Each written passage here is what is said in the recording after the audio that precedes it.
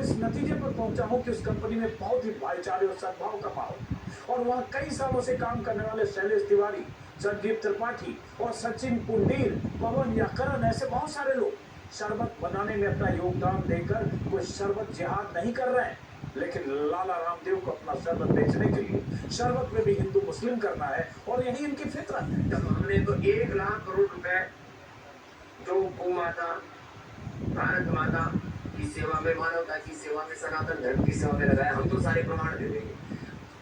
हमदर्द वालों ने कौन सी गौशाला खोली है, कौन सा कुकुर खोला है? हिंदू धर्म, सनातन धर्म के लिए क्या काम किया होता? एक आप बता दो, हमदर्द से हमारी हमदर्दी है ना? ना अच्छा कुछ तो इतने देखो, मैं तो रूह अफ़ज़ा पीऊंगा, रामदेव मेरा क्या बिगाड़ा है? अरे मैं तो क्या बिगाड़ूंगा, तेरा हनुमान की तरह थोड़ा तोड़ेंगे रुपया। मैं तो रूह अफ़ज़ा पीऊंगा, फिर तो सर मैं तो साफी भी पीऊंगा, वो साफी उसी का ब्रांड है। बादाम रोगन शरीर भी उन्हीं का ब्रांड है। पहले तो मैंने पोल खोली नहीं थी, लेकिन मेरे संविधान ने मुझे बोलने का अधिकार दिया है, इसलिए बोलूंगा। पहले तो बोला नहीं था, अब चारों तरफ से सारे शत्रु पीछे पड़े हैं, तो अब बोलूंगा। क्यों बोल रहा हूँ? इसलिए बोल रहा हूँ कि भाई मैं नहीं कह रहा हूँ कि वो आतंकवादी है, लेकिन मैं इतना जरूर कह रहा हूँ कि उनकी इस्लामिक निष्ठा मुझे कैसे देख लो। रामदेव पूछ रहे हैं कि हमदर्द ने अपनी आमदनी से कितनी गौशालाएं खोली, या फिर सनातन के लिए क्या किया है। पहले तो सिर्फ गौशालाएं खोलना या सनातन का जाप करना ही देश की सेवा करना नहीं। देश मतलब गौशाला नहीं। आपको जो करना है आप करिए, दूसरा जो आदमी कर रहा है वो करे। देश में बहुत सारे ऐसे लोग होंगे जो बहुत बड़ा काम कर रहे होंगे देश हित में, तमाम तरह के फैक्ट्री, प्लांट, इंजीनियर, डॉक्टर, बहुत सारे लोग, बहुत सारे कारोबारी, बहुत सारे लोग, अलग अलग तबके में काम कर रहे लोग, अलग अलग सेक्टर में काम कर रहे लोग। कोई जरूरी नहीं कि उन्होंने गौशालाएं खोली, कोई जरूरी नहीं कि उन्होंने कोई मंदिर बनवाया, लेकिन क्या उनका योगदान देश के लिए नहीं है? ये कौन सा पैमाना है जो रामदेव तय करना चाहते हैं? रामदेव यही सब करके बीते 10 सालों में 45 लाख करोड़ का साम्राज्य खड़ा कर चुके हैं। यही सब करके राष्ट्र, सनातन, गौशाला, धर्म, हिंदू मुसलमान, यही करके अपना प्रोडक्ट बेचते हैं। रामदेव के टर्नओवर के मुकाबले अगर देखेंगे तो हमदर्द बहुत छोटी कंपनी है, लेकिन जब मैंने हमदर्द के सीईओ हमीद अहमद से बात की तो उन्होंने बताया कि अपनी आमदनी का 85% हिस्सा चैरिटी में खर्च करते हैं। उनके ट्रस्ट के कई शैक्षणिक संस्थान हैं, यूनिवर्सिटी है, कॉलेज है, स्कूल है, लेकिन रामदेव को सिर्फ क्या मतलब, उन्हें तो बस दुष्प्रचार करना है। क्या कहा था हमदर्द के सीईओ जब मैंने उनसे बात की? सुनिए। वक्त की बात, जैसे ये भी 3-4 दिन से ये एक ट्विटर पर, सोशल मीडिया पर चल रहा है कि ये वक्फ है और इसके जो प्रॉफिट है वो वक्फ प्रॉफिट की तरफ है। ये थोड़ा सा बताइए, समझा रहे हैं। सो 1947 में हमारे ग्रैंडफादर ने इसको वक्फ डिक्लेयर कर दिया था, लेकिन 1956 में इंडियन गवर्नमेंट एक वक्फ एक्ट लेके आई। हमारा डिक्लेयर हो गया था वक्फ से पहले, लेकिन ऐसा कुछ साल चलता रहा, लेकिन कुछ वक्फ का बोर्ड का इंटरफेरेंस हमारी कंपनी में ज़्यादा हुआ। 1972 में हमारे दादा हकीम अब्दुल हमीद साहब ने वक्फ बोर्ड के अगेंस्ट एक केस डाला, जिसका डिसीजन 2011 में आया, 2011 में आया दिल्ली हाई कोर्ट से, that Hamdard is not a Waqf under the Waqf act. Okay, so उसके बाद से हमने ट्रस्ट डिक्लेयर किया इसको, और जो जैसे काम करते आ रहे थे, जो एक और बात मैं ये बता दूं कि रूह अफ़ज़ा का जितने भी प्रॉफिट होता है उसका 85% चैरिटी में जाता है, और उसके उस अमाउंट से हमने स्कूल्स बनाए हैं, यूनिवर्सिटी बनाई है। इसकी 5% चैरिटी, 5% प्रॉफिट का। ओके, और उसका स्किल डेवलपमेंट इंस्टीट्यूट बनाया है, कल्चरल इंस्टीट्यूट्स बनाए हैं, लेकिन कोई भी मंदिर, मस्जिद, गुरुद्वारा के अंदर ऐसा कोई रिलीजियस एक्टिविटी नहीं है, और ना ही कोई ऐसी कोई रिलीजियस एक्टिविटी। तो जो आपने चैरिटेबल काम किए हैं, जो इंस्टीट्यूट्स बनाए, उसमें क्या क्या है जरा समझाने। एक यूनिवर्सिटी है जामिया हमदर्द के नाम से, दिल्ली में ये है, 92 एकड़ कैंपस में है, और उसमें फार्मेसी कॉलेज है जो नंबर 1 इंडिया का माना जाता है कई सालों से। उससे बच्चे पढ़ के और बाहर चले जाते हैं, उनको अपॉर्चुनिटीज़ बहुत अच्छी मिल जाती हैं।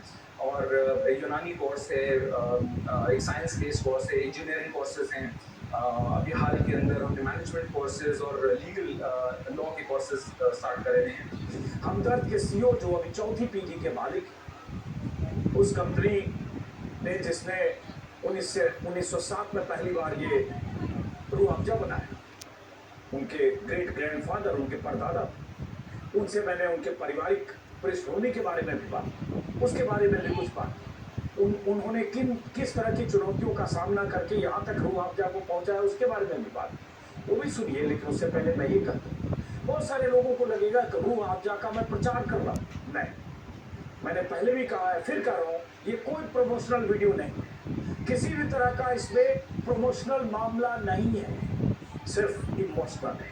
क्योंकि एक शरबत जो 100 साल से पुराना प्रोडक्ट है, जिससे हमारा रिश्ता, मैं फिर कह रहा हूँ, 25-30 सालों से मैं नहीं पीता हूँ, क्योंकि उसमें शुगर ज़्यादा है। बाद में पता चला भी नो एडेड शुगर का भी नया प्रोडक्ट आ गया है हमदर्द का। अब वो पिए ना पिए आपका फैसला है, लेकिन सिर्फ इस आधार पर किसी शरबत को बदनाम करना या उसे उस शरबत के रंग में हिंदू मुसलमान के नफरती जहर को घोलना, बस इसकी मुखालफत हम लोग करते हैं। और मुझे लगता है ये आवाज़ जानी चाहिए, जहाँ भी लोग कहे कि इसमें सिर्फ मुसलमान काम करते हैं, वो मुसलमानों की शरबत कंपनी है, वो मस्जिद और मदरसे बनाने वाली कंपनी है, उनको ये वीडियो आप जरूर देखें और आप तय कीजिए खुद आपको किस प्रोडक्ट, किस कंपनी का शरबत पीना, आप तय कीजिए। ये बाबा रामदेव के नफरती विचारों के आधार पर आप ये तय मत कीजिए और उनके विचारों से प्रभावित होकर आप हमदर्द के प्रति वैसी धारणा न बनाइए जैसी धारणा वो चाहते हैं बनाए और बदले में उनका शरबत दें। फिलहाल सुनिए कि क्या कहा था। हालांकि ये सब मेरे यूट्यूब प्लेटफॉर्म पर ये सारे वीडियो मौजूद हैं, फिर भी उनसे बातचीत का छोटा सा हिस्सा। ये बोतल रूह अफ़ज़ा ब्रांड 1907 में स्टार्ट हुआ था। मेरे परदादा ने शुरू किया था, हकीम अब्दुल मजीद साहब ने। और उस टाइम कुछ गर्मी ऐसी पड़ी थी जहाँ पे लोगों को ज़रूरत थी। आजकल ग्लोबल वार्मिंग हो रही है और फिर से वही सिचुएशन हो रही है कि गर्मी ज़्यादा पड़ रही है और लोगों को ऐसे शरबत का सेवन करना पड़ रहा है। और ये लेबल जो है वो भी आप सही बोल रहे हैं, 100 साल से पुराना। कहीं देखा कोई नूर मोहम्मद या समथिंग ऐसा कोई नाम है, 1920 में पहली बार आर्टिस्ट थे, लेकिन इसके अंदर कुछ चेंजेस हुए हैं एज पर एफएसआई रेगुलेशंस जो चेंज होते रहते हैं। तो उसमें छोटा मोटे चेंजेस करे हैं हमने, ज़्यादा छेड़ने की कोशिश इसको नहीं करी, क्योंकि ये एक आइडेंटिफिकेशन है बोतल की भी और शरबत की। तो इस शरबत की तासीर, स्वाद और इस पर बदलाव क्या हुआ, उस पर बात करने से पहले मैं थोड़ी आपकी फैमिली लीगेसी के बारे में जानना चाहता हूँ, क्योंकि 40 साल पुरानी याद तो इस शरबत से मेरी जुड़ी हुई है। लेकिन जब इस विवाद से एक फायदा ये हुआ कि हम भी झांकने लगे कि शरबत कब बना, पहली बार किसने बनाया, पहली बार किसने इस शरबत के स्वाद का इजाद किया, तो थोड़ी कहानी में अगर झांके उसके बाद हम बात पहलू पर आते हैं, तो ये थोड़ा बताइए दर्शकों को। क्योंकि क्या होता है, गूगल और इस जमाने में बहुत सारी ऐसी आधी हकीकत, आधी फसाना, पता नहीं चलता सच क्या है। जी, तो 1906 में हमदर्द लेबोरेटरीज इंडिया बना और 1907 में हकीम अब्दुल मजीद साहब ने इसको रूह अफ़ज़ा पहला ब्रांड हमदर्द का वो लॉन्च किया। और उसके बाद हल्के हल्के करके प्रोग्रेस होती रही थ्रू द ईयर्स। जो हकीम अब्दुल मजीद साहब थे, ही डाइड वेरी यंग। उनके जो दो बेटे थे, one stayed in India and one stayed went to Pakistan at the time of partition. तो उन्होंने वहाँ पे हमदर्द स्टार्ट किया और यहाँ पे इन्होंने कंटिन्यू किया। तो रूह अफ़ज़ा जो प्रोडक्ट है वो प्री पार्टीशन प्रोडक्ट है, वो इंडियन प्रोडक्ट है, made in India, made in Bharat product है। और जितनी जड़ी बूटियाँ इसके अंदर इस्तेमाल होती हैं वो सारी इंडिया से होती हैं। जैसे केवड़ा आप ले लीजिए, उड़ीसा से आता है। आप खस ले लीजिए, ये गंगा के तट पे रूट्स हैं वो इस्तेमाल होते हैं।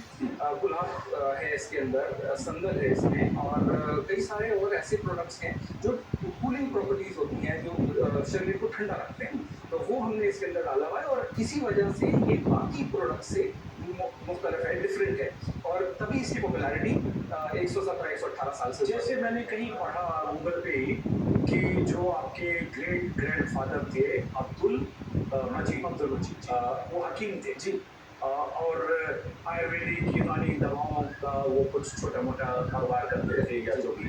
तो गर्मी के दिनों में उन्होंने किसी तरह के शरबत कुछ मिला जुला कर कुछ फल फ्रूट शुगर मिलाकर कुछ ऐसा बनाया, ये सच है? जी बिल्कुल सर। और उसके बाद फिर रूह अफ़ज़ा इसका नाम कब पड़ा? इसका नाम रूह अफ़ज़ा पहले दिन ही पड़ गया था। जो पहला ब्रांड हमदर्द का लॉन्च हुआ है वो रूह अफ़ज़ा का। ओके, हाँ। और हमदर्द कंपनी के तौर पर कब फॉर्म हुई? 1906 में। 1906 में जब उन्होंने शुरुआत की तभी हमदर्द तब हमदर्द से लॉन्च तो क्या सोच कर रखा होगा हमदर्द? हमदर्द शेयरिंग ऑफ पेन, तो दवाइयाँ बनाते थे और एक ऐसा अपॉर्चुनिटी आई एक ही साल बिजनेस के अंदर कि वो बहुत गर्मी हो गई, तो उन्होंने एक और दवाई बनाने की कोशिश करी जिसमें उन्होंने कई जड़ी बूटियाँ डाली, कई ऐसे इंग्रेडिएंट्स डाले जो कूलिंग प्रॉपर्टीज जिनकी हो। अब वो जो जैसे जैसे लॉज चेंज होते गए वो फूड में आ गया ये प्रोडक्ट, और अब ये इंडिया का सबसे बड़ा